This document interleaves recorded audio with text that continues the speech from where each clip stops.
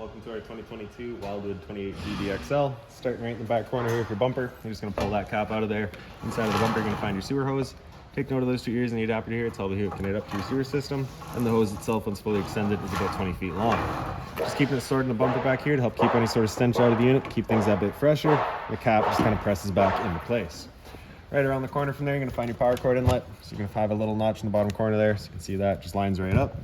Press that into place, little 1/8 turn locks it in, and then the threaded collar in the back there to really lock it down. At the end of your cord, you're going to have a standard 30 amp bend there. Most campsites will have that. You can just plug straight on in, and you're good to go. We do also provide you with a 15 amp adapter, so if you're looking to plug in at home to charge your batteries or run your fridge, you've got the ability to do so. In this corner, as well as in each corner of the trailer, you've got these stabilizer jacks. All they do is just run down, contact the ground, give it another turn or so to firm it up, and that'll get rid of any sort of bounce or sway that you see you got in the unit right now, just to keep things firm while you're out camping. Kind of additional to that, you've got these JT strong arms. All they do is kind of just mount forward. You have that little T-latch that you can loosen off, so that whenever you're moving your stabilizer jacks, it's allowed to telescope, and then once you're down all the way, you just kind of firm them down, prevent any sort of forward and backward movement. Step forward, we get your city water connection. So your water hose, you just plug into there, turn on the water, pressurizes the lines throughout the unit. Right underneath that, you've got a black tank flush. So this same water hose would plug into there, turn on the water, and that would flush out your black tank. Most commonly used for if you've got a misread at your monitor panel there. Typically it's just some debris hanging between the probes. So you can flush it out to get rid of any sort of debris that could be causing that issue. Down underneath is your sewer system. So you've got that cap there, you just kind of turn it and pop it off. You can see it's got the same ears on it that your sewer hose had. It'll attach the same way, where you're just pressing it on, giving it that turn until it kind of clicks in. On the left, you get a black valve. On the right, you get a gray. So that black valve is going to be controlling your black tank. Black tank is filled from your toilet. Of course, going to be your dirtiest water, so you'll dump that first.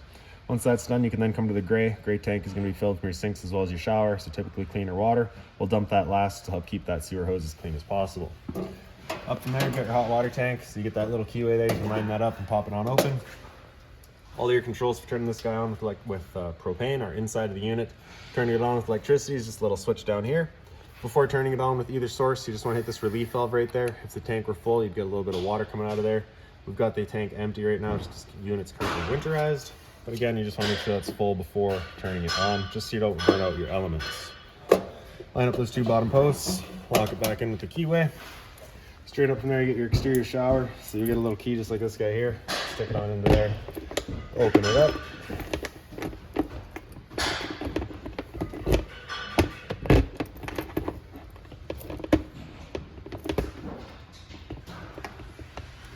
There we go. And so you can see you get the 3-foot hose, the standard head, hot and cold water. The dogs out get muddy, spray them over, it goes inside. And you're just locking it back down and back into place. Towards the front here, we have one end of your storage compartment. So open that up. Inside of here, you're going to see the customer's opted to go with the weight distribution hitch. So we just got that stored in here for them, as well as your short cord. So you can see you got that end there, and then your 30 amp end over here. Right underneath that, you'll find your front stabilizer jack. The only difference here is that your strong arm goes towards the front and center of the unit. At the front of the unit, you do have a battery disconnect switch. So you can see down here, it's currently disconnected. You can take that dust cap off of there, stick that keyway in, turn it around until it points to on. And that's your battery then connected to the system. Battery itself is housed inside of this box right here. So as long as you're plugged into that short cord in the back or your 7-pin to your tow vehicle, that battery is charging for you. These two knobs here, you can loosen them off, push them back, open up the flap, and you get access to your propane tanks. In the video, I just pull it right off. And you can see that they're just teed into the same regulator. So you can run off of one tank. Once things stop working, you'll close that one off, open up the other tank, and start running off of that one while you get the other one filled.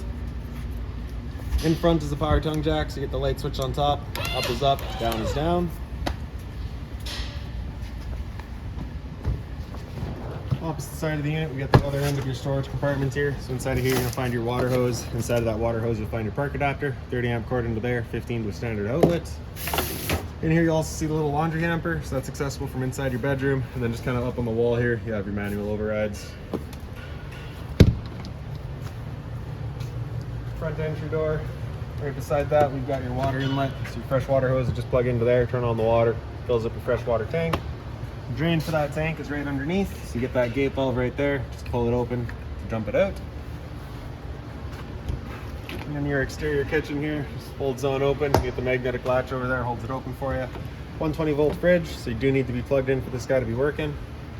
And on this side here, you'll find this little spray hose. So that plugs into this port here. Pop that open. Notice the little ears there on this guy. You got them at the 6 and 12 o'clock position. Press it in, kind of give it an 1/8 turn to lock it into place. I'm not going to do it right now just because we've got antifreeze in the system. That basically just ties in with your cold water system, gives you your spray port outside. Then your stove here just pulls on out.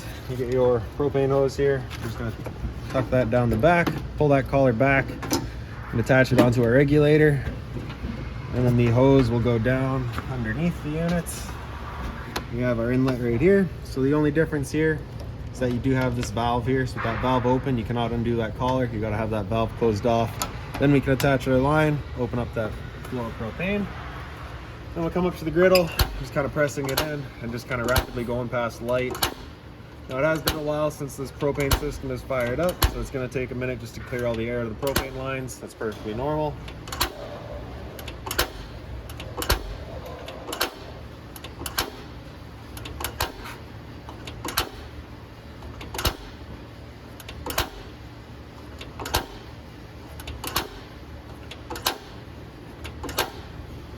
There we go. You can just see it going now. Once you're done, you're just turning it up to off. Disconnect it from the stove. Shut off that valve and disconnect it from the trailer. And then I just like to attach it to itself, just ensures that nothing's getting inside of there. And then at the unit, just make sure that dust cap gets back in there. And then once the griddle's all pulled off, you can just store that back on top, tuck it back away, and there you have it. So right beside there, you also get a GFI protected outlet, and up above that, you have a cable TV hookup as well.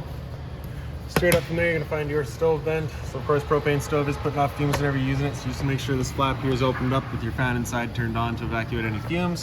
Once you're ready to go traveling, just kind of press it back into place. It kind of clicks in there, prevents any dust from kicking up in there. Get your 2 exterior speakers out here as well. Right behind that spray port is the exhaust for your furnace. So if you're ever running your furnace, just make sure that's not blocked off. It does get hot. In the back here, signified by that sticker, is your low point drain. So you just kind of reach up and do it. Nope, you're right back here. So you get those 2 valves, you basically just open those up, allows the water system to drain itself out. Purpose of that would be if you're just leaving the unit for a while, you don't want your water going stale or stagnant, or if you're getting ready to winterize the unit, just drain all the water out before pumping antifreeze through. And then in the back of the unit, you get your spare tire. Straight up from there, you're gonna find a pre-wired mount for a rear view or observation camera. Off to the left side here is the cable and satellite inlet. Coax cables just plug in, fire up at the TV location. And up from there, you'll find a pre-installed mount for a Lippert on-the-go ladder. Now making our way inside. Door opens up. Just be mindful of the fact that if you've got it wide open, it does contact your awning. So if you're running your awning, you want your door at about 90 degrees or so. To bring your stairs out, you do need the door wide open though. And you can just undo that latch, they pull right out. These little triggers there, if you were to push those in, just allows you to extend or retract your legs just based on your campsite needs. So as we come inside, first things first, right on the left there, we get your fire extinguisher. That's standard, pull the pin, point and shoot. Up from there, we get your dimmer switch. So I believe we touch that, it turns them all on. Press and hold, they'll dim down, continue holding, they dim back up. Release the dimmer at switch at any point, and it just holds that level of lighting. Up from there, you get the light switch on the right side, does a little accent light above your slide. Light switch on the left there does your awning light outside. The awning is on the left switch. Press and hold the bottom of it, and the awning makes its way out. Once that awning is fully extended, we're going to see a little white flap come down as well as the black and metal tube. Once you see that, you're going to want to stop. If you're to continue extending, it can actually wind itself up backwards, in which case your fabric will be underneath the tube, allowing it to then hold water, accelerating the growth of mold and mildew. So there's our flap, and we're just about seeing the tube, but I'm going to stop right there just so we're getting close. If it were to start raining, it's of course going to hold some water. So what you can do is grab either arm towards your rear, you're just going to pull straight down on it, and you can see that changes the pitch of the awning out at the head, allowing water to then run off. And if you like that angle better, because it does give you more shade, you can do the same thing with the arm in front. Before you bring it back in though, you just want to bring these guys back out straight and fully extended, just so you're not running the risk of bending them. So I'll press and hold the top of that switch, the awning will make its way back in. Again, you're just going to watch to make sure that your fabric stays above the top of the tube.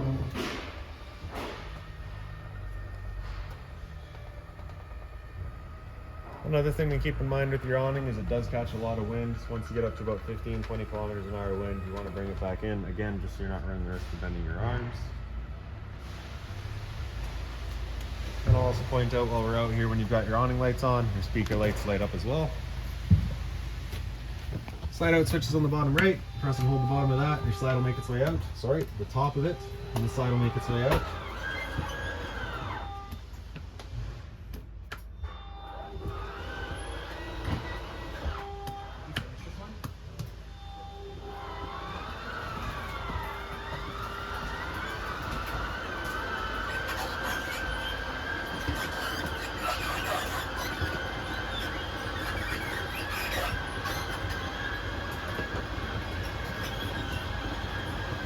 This is an auto squaring slide, so once it's out all the way, you'll just kind of hear the motors whine a couple of times. They'll square themselves up and then they'll turn themselves off. Once everything's turned off, then you can release the switch.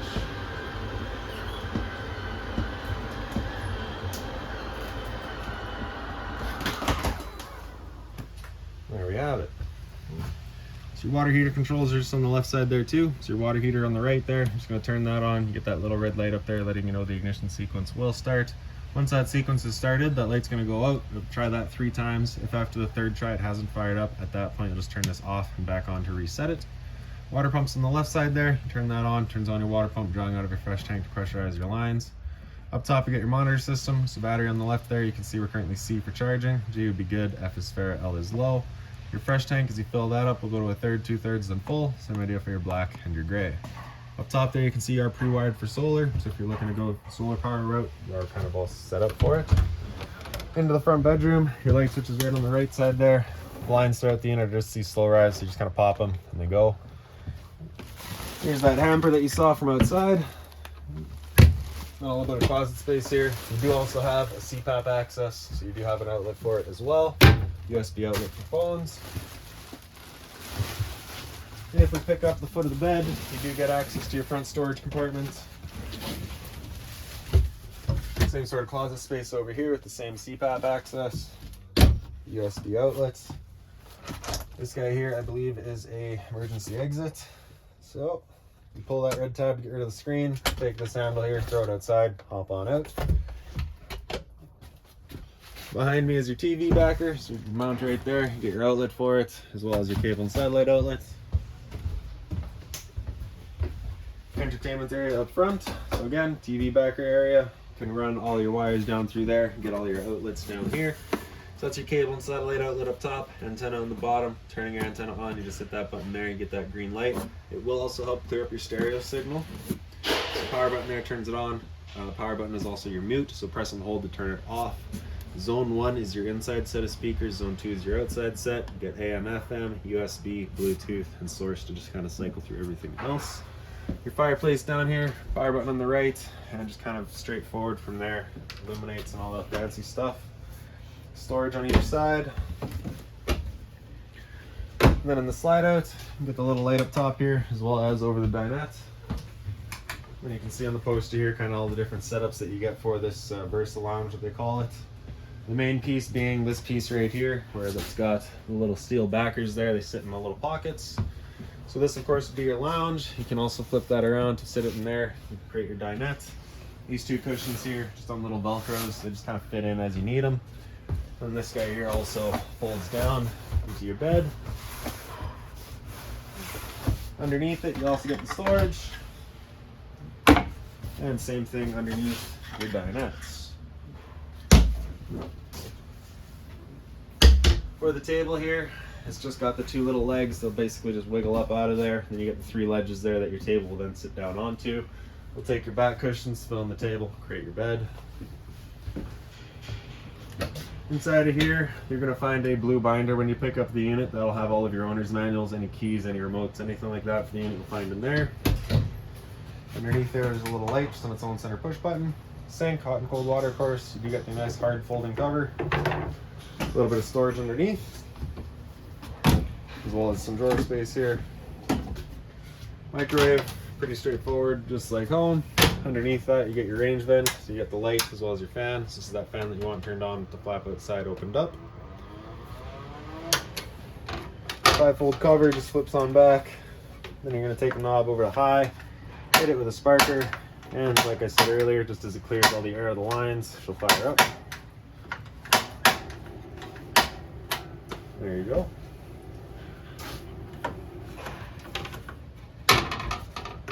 For the oven, you're going to take that knob on the right, turn it into that little flame, just open it up, and then you can take a look in the back.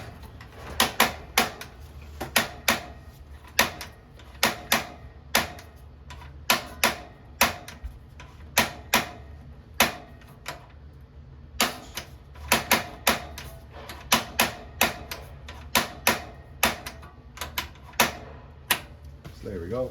So once you get it going, you just hold that knob in for another couple of seconds, then you can release. The flame will then hold itself.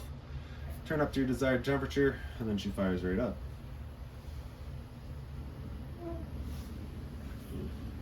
Once you're done, turn it back down just to pilot. It'll hold just the pilot light for you, but if you're traveling or leaving the unit for a while, you just want to make sure it's right off. Button on the right side there turns on all your lights. 12-volt fridge beside it, so as long as your battery is charged or charging, this guy's going for you. Freezer up top, fridge down below. Return air for the furnace down underneath it. Around the corner from there, you're going to find your thermostat. Just press that bottom bar, it'll wake it up. Fan low is, of course, just that. It's just the fan moving some air around at the low speed. Fan high is the high speed, moving some air around. Cool high is going to be the high fan all the time. Compressor in and out is needed for cooling. Same idea for cool low. Compressor in and out is needed, low fan all the time. Cool low auto is where it becomes on demand. So that's where both the compressor and the fan will cut in and out as needed. Cool high auto, same idea, except now it uses the high fan. So with the air conditioner going, you basically have two different options. You can have these two louvers here closed, in which case we're using all of these ceiling ducting to move our air. Or you can open them up and it just dumps all its air into the living room. So when you first get out to your campsite, you want them open, pull off this air as quickly as possible, then close them off to move the air throughout. After cool high auto, you hit the bar again, it comes down into heat. At that point, it'll turn off the air conditioner and turn on the furnace. The furnace will be moving its air through all of our little portals. After you heat, you hit that bar again, comes into off, and then just cycles back around. Down from there, you'll find your LP detector, propane, septic, then air. It sits on the floor. That guy detects it and starts going off just like a smoke detector would. The smoke detector's right above the slide. There we go. It'll go another time or two. Into the bathroom here. Up on the wall, we get your light switch. Toilet just comes on open. Get the flusher on the right side there. Fire protected outlets. If you ever have outlets that don't work, it's the first thing you should check. Test on the bottom, reset on top. Medicine cabinets here, just opens on up. You do have this little kind of elastic in the back here. Just kind of sits into that tongue as your travel latch. Hot and cold water at the sink, of course. A little bit of storage down below it. Just be mindful of your drains and your water lines. Shower right behind me. You get the standard head and hose. Nice magnet shower curtain there. It does hold itself closed as well as open. There we go. So you do actually have a magnetic latch to hold it open as well. And then right in here we got some storage. Down below you'll notice that's open. That's just access to your hot water tanks. The bypasses are right back there. And then we'll come into the front bedroom, or sorry, the back bedroom. All the lights back here just on their own center push buttons. The bunks fold up, kind of create some living space. You got some power outlets there as well as USB outlets. Down here would be your entertainment area. So you can see you got that little through hole. You can come down to all of your outlets. This guy does also fold out into a bed. So these back cushions are just loose. The bottom cushions just fold out, create a mattress. Emergency exit in the back here, the same as up front. Pull that red tab to get rid of the screen. Take this handle here, throw it out front, outside, and hop on out. Converters right down here. Press it top and center, just pop it on open. All of your breakers down the middle there. Whenever a breaker breaks, it sits in the center, so just turn it off and then back on to reset it. On the right side, you get all of your fuses. Whenever a fuse pops, you'll get a little red LED right beside it, letting you know exactly which one went. Then over here is just a bit more storage. Yeah. And really, that's about it for this little guy. So if you've got any other questions on it, please feel free to give us a call, 204-237-7272.